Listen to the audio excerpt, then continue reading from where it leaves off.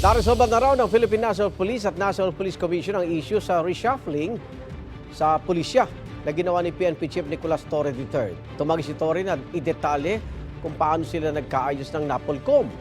Mas mainam daw na manatili na lang ito sa loob ng kanilang organisasyon. Hindi sinagot ni Torre kung epektibo pa rin ang pagbalasa niya sa mga pulis o tuloy na itong ipinahinto base sa utos ng NAPOLCOM. Kabilang sa mga pinakansela ng NAPOLCOM ang pagpapalit ng pwesto ni PNP Deputy Chief for Administration Police Lieutenant General Jose Melencio Natates at Western Mindanao Area Police Commander Lieutenant General Bernard Banac.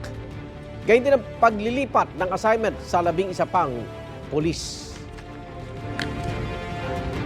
Igan, mauna ka sa mga balita, mag-subscribe na sa GMA Integrated News sa YouTube para sa iba't ibang ulat sa ating bansa.